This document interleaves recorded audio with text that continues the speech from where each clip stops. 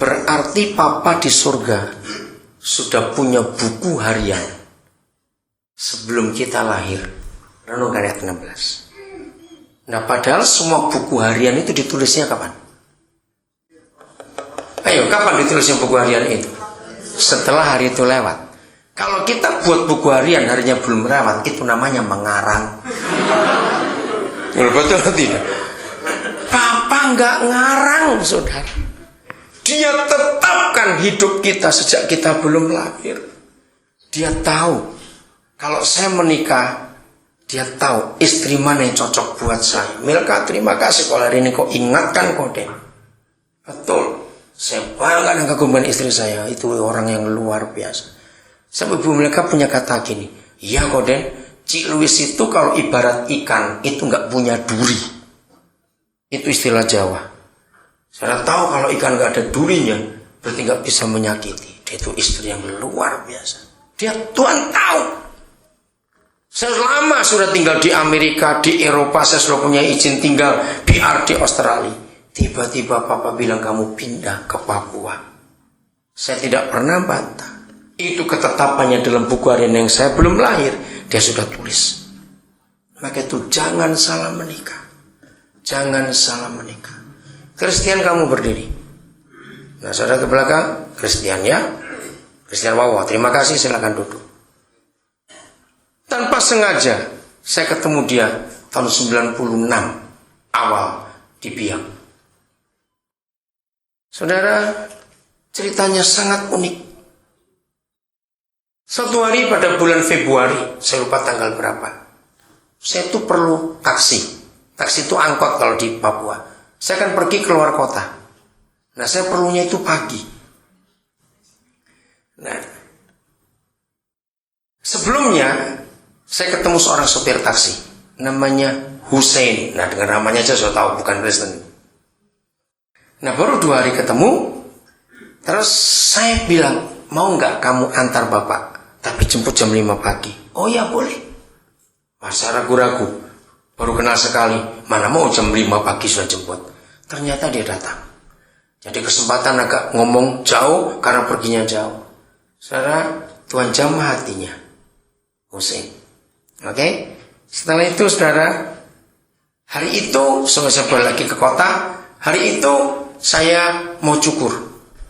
Nah, ketika saya mau cukur, saya tanya anak-anak saya di Biak, mana tukang cukur? Nah, seorang anak namanya Erik. Oh, Pak, kemarin saya cukur. Bagus salonnya. Oh ya? Oke. Saya diantar untuk cukur.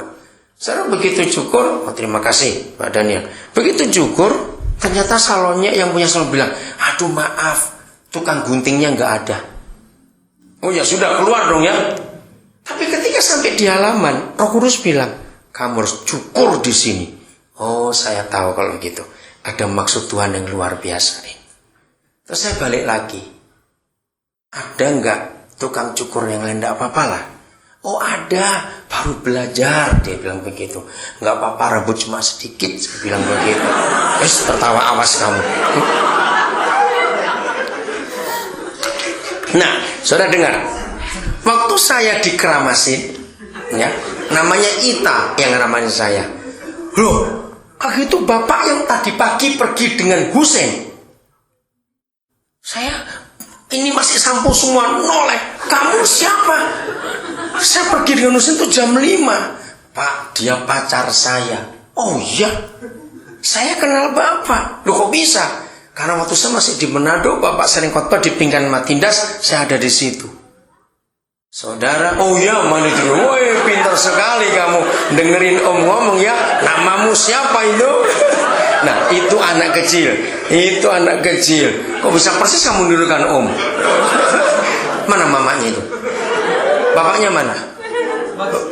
Di bawah. Loh, kenapa di bawah? Oh, yang kecil nangis. Oh, anak hebat. Umur berapa dia? 4 tahun.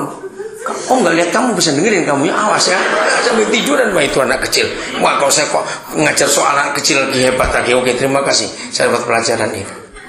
Saudara, saya bilang, kenapa kamu pacaran dengan orang Muslim? Ya, saya tanya si Ita ini. Ringkas cerita, saudara, selesai cukur, saya bilang, ayo kita doa sehati. Nanti siang jam 12, Hussein jemput saya lagi. Jadi waktu habis dari luar kota itu saya nggak mau bayar, saya sengaja. Karena siang saya perlu dia lagi. Nah siang saya perlu, saya ngomong, Husein, kamu tahu di Biak ini ada berapa tukang syukur atau salon? Banyak toh. Kenapa kok bisa Tuhan nyuruh bapak ketemu pacarmu? Dia ada juga. Jadi bapak ketemu Ita. Iya. Hebat sekali bukan? Saya doakan dia, Husein, kamu gak bisa lari. Tuhan mengasihi kamu. Saudara, akhirnya waktu mereka menikah, saya nikahkan mereka. Saya ajak mereka pindah ke Biak. Ita bisa buka salon di Biak, walaupun Ita sudah meninggalkan anak-anak kanker. Mereka punya 2 anak. Nah, ternyata Husein itu punya sepupu namanya Christian itu. Nyambung ke situ. Udah, Christian sekarang ngambil master di Unhas. Dia dosen di Nabiri. Saudara, ketika Christian sudah jadi anak saya, hidupnya diubahkan, dia ngomong, Pak, saya punya teman dari TK. Dari TK Christian? SD, teman dari SD. Namanya Maksi Parengkuan. Mana anak itu? Akhirnya saya ketemu. Tuhan jamai hidupnya, saudara.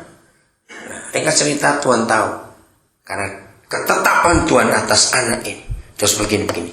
Lulus S1, biaya saya, lalu dia dapat beasiswa S2 ke Perancis. Saya antar dia ke Perancis pertengahan Januari 2002 yang lalu. 2006 dia lulus S2-nya. 2008 dia lulus S2-nya. Maka dia kembali ke Indonesia karena dia mau meneliti lautan tropis. Di sana nggak bisa. Dia masuk ke IPB. Minggu depan dia akan berangkat ke Selat Makassar untuk penelitian di sana. Dia ngambil doktornya itu. Saya bisa cerita banyak tentang anak-anak itu. Yang buku hariannya harus kita tahu. Maka itu saudara, jangan salah melangkah. Katakan amin. Untuk keputusan ketetapan Bapa di surga. Dia tahu hari-hari hidup kita. Katakan amin. Dia tahu.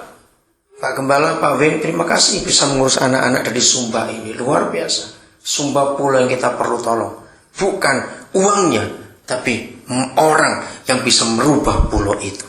Nah, kalau ada di gereja ini, Tuhan akan berkati luar biasa. Asal tahu buku harian ini apa isinya. Tahun sekian kita tinggal di mana, nanti kapan menikah, di buku harian ini semuanya ada tertulis. Itulah Tuhan kita. Helmi dan Yosi, kamu berdiri. Lihat dua kakak beradik walaupun gak kandung ini. Oke? Terima kasih, silakan duduk. Saya ketemu mereka Desember, kapan itu Girls Award itu? 2000 berapa? 2004. Ketemu mereka. Mereka sudah lulus S1 teologi. Nah, ketika ketemu, Tuhan ubah hidup mereka. Lalu saya kuliahkan mereka. Kamu harus kuliah untuk jadi guru. Dan mereka baru lulus. Nanti akhir Agustus akan mengajar ke Papua. Saudara, ternyata baru tahu saya hari Kamis yang lalu. Mereka belum cerita. Di antara 2000 sekian di kampus itu, mereka ini adalah juara 1 dan juara 2. IP mereka, Yosi berapa? 3,96. Helmi berapa IP-mu? 3,81. Nomor 1, nomor 2 dari sekian ribu mahasiswa. Destininya apa? Buku hariannya apa yang Tuhan mau tulis? Jadi begini, misalnya sudah menetapkan, hei anak, kamu akan lahir di dunia, kamu akan begini-begini, menikah tahun sekian, anakmu sekian, kamu akan jadi ini, kerja ini semuanya, dan matimu ini misalnya ini ya, umur 81. Wih, tua betul umur 81. Misalnya gitu. Umur 16 dia pacaran, umur 17 patah hati, 18 bunuh diri. Goblok, itu aja sudah. Belum betul enggak? Mati. Nah, loh, katanya Tuhan umur 81. Kenapa 18 mati? Bukan dibalik ah. Kok dibalik enak aja ngomong kamu. Ayo. Iya toh, kenapa dia mati? Siapa bisa jawab? Karena kesalahan. Karena dia milih. Karena dia enggak hidup di buku harian itu. Yang sudah menikah, jangan bilang balik, awas kamu lanjut. Walaupun salah, maka itu saudara jangan salah. Saya punya istilah dalam bahasa Jawa, orang yang salah kawin itu seperti ngemut silet. Ngemut itu mengulum, silet, bisa bayangkan itu penderitaan betul. Maka itu jaga diri kalian. Surga sudah punya ketetapan, sudah punya jodoh untuk masing-masing kita. Katakan amin. Maka itu hiduplah dalam kebenaran.